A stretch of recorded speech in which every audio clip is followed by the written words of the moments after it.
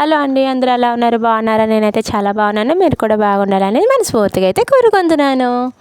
Welcome back to our channel Shivani blogs. మీకు నచ్చితే like and share చేయండి, సబ్స్క్రైబ్ చేసుకోండి మర్చిపోకండి. ఈరోజు సండే రోజు కదండి. ఈరోజు అయితే నాది ఫుల్ డే అంతా మీకు వీడియో చూపి నేను ఏటైతే చేశానో వీడియో అయితే చేస్తాను, మీరు చూడండి. మీకు నచ్చితే లైక్ కొట్టండి, సబ్స్క్రైబ్ చేసుకోండి.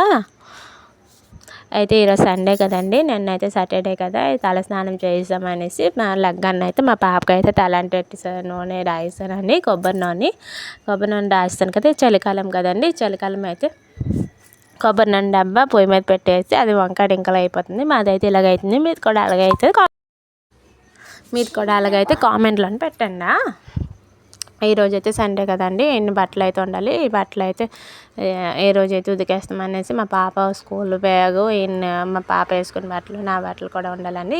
ఆ బట్ట అయితే బాగా గిన్నెలు అయితే ఉండాలి. ఆ గిన్నెలు అయితే తోమేసి పాసి పనులన్నీ చేసి స్నానం గట్రా చేసి వచ్చానండి. వచ్చేసి అయితే టిఫిన్ చేసానంతే.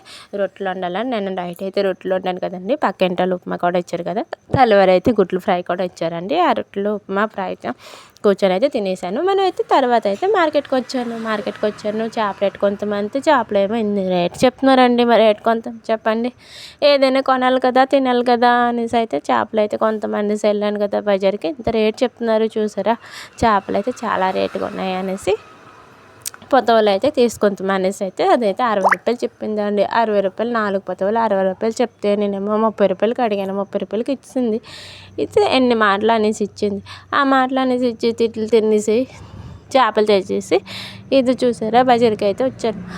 కాయగూర బజార్కి అయితే వచ్చాను. రేపు మండే కదండి, రేపటికి మళ్ళీ ఎటైనా కాయగూర తీసుకుంటాను అనేసి అయితే ఈవాటి చేపలు అయితే తీసుకొచ్చాను. ఈ చేపలు అయితే మా ఊర్లోనైతే పొతవలు అంటారు. మీ ఊర్లోనైతే అందరూ కామెంట్లో పెట్టండి. అలాగే రేపటి కోసం అయితే కాయగూర అయితే తీసుకొచ్చాను. రైలు కూడా తీసుకొచ్చాను. కరివేపాకు కొత్తిమీర కట్టు కూడా తీసుకొచ్చాను. కరివేపాకు కట్టు చాలా రేట్ అయిపోయిందండి. 10-10 రూపీస్ తీసుకున్నాడు. ఒక కట్ట 5 రూపాయలకి అడిగితే కానీ ఇచ్చింది కాదు. అయితే ఆ బట్ట అయితే తీసుకొచ్చాను.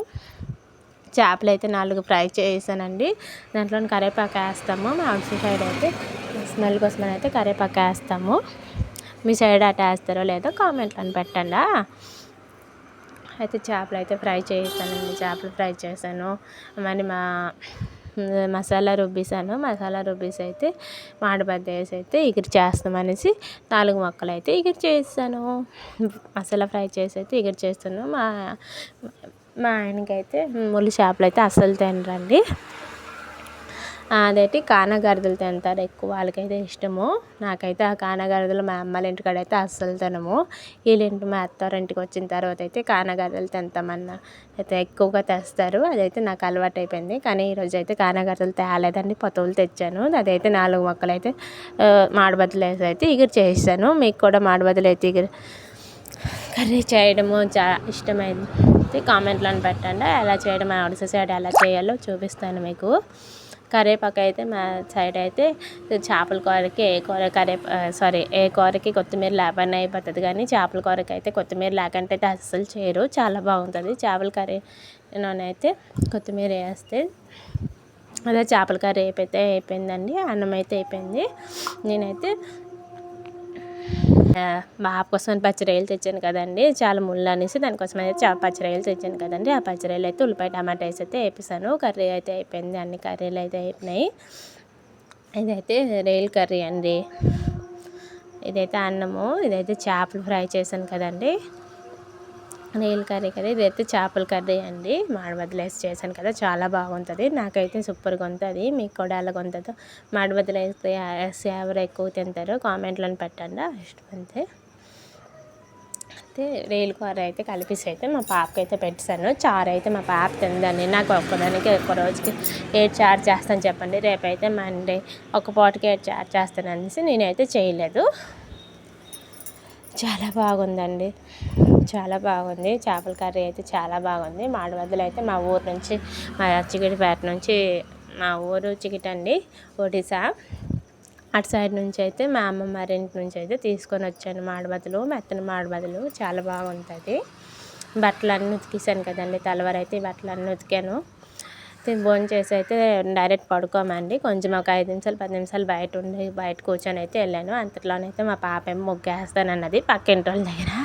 లక్ష్మీదేవి వస్తుందంట, తనైతే ముగ్గేసింది. చూడండి తన ముగ్గు మీకు నచ్చితే లైక్ కొట్టండి, సబ్స్క్రైబ్ చేసుకోండి. అదంటే లక్ష్మీదేవి వస్తుందంటండి, అందుకే ముగ్గు వేసింది. చూసారా చాలా బాగా మీకు నచ్చింది ఆ ముగ్గు. ఒక ఇంట్లో కాదండి 2 ఇంట్ల దగ్గర అయితే ముగ్గు వేసింది. లక్ష్మీదేవి అంటే అలాగ నడుచుకుంటూ వచ్చేస్తుందంట, చెప్తుంది కూడా. చూసారా ఎన్ని ముగ్గులు వేసిందో ఏబిసిడీలు రాసిందో తెలియదు. లక్ష్మీదేవి అంటే అటు నుంచి అంటే వస్తుందంట, నడుచుకొని అయితే వచ్చేస్తుంది మమ్మీ అని చెప్పింది. నైట్ అయితే మధ్యాహ్నం అయితే పడుకున్నానండి. పడుకొని లేసిపోయి అయితే ఇంటికాడ పనుండాలు చేసాను. చాలా మధ్యాహ్నం అయితే చుట్టాలు వచ్చారు, మాట్లాడాను వాళ్ళతో. అయితే సాయంత్రం మాట్లాడాను. మా ఇంటి పక్క వాళ్ళు అయితే మటన్ కర్రీ, గుడ్లు కర్రీ, పాయసము, చేపల ఫ్రై చేశాను కదండి, తల్లారి పులావ్ ఇవన్నీ అయితే ఇచ్చారు. తినలేక ఇవన్నీ అయితే తిన్నాను. రేపు మండే కదండి, మరి ఏం చేస్తాను చెప్పండి. తిన్నాక అయితే తినేసాను. కొంత కడుపు తగ్గట్టు తిన్నాను. మటన్ చూసారా చాలా బాగున్నది కర్రీ అయితే. మా పక్కింటి వాళ్ళు ఎన్నో ఇచ్చారండి. మీకు నా వీడియో నచ్చితే, ఈరోజు సండే వీడియో నచ్చితే మీకు లైక్ కొట్టండి, సబ్స్క్రైబ్ చేసుకోండి, కామెంట్లో పెట్టండి నచ్చిందా లేదా. మళ్ళీ ఎక్కువ వీడియోతో మేము ముందుకు వస్తాను. Bye bye.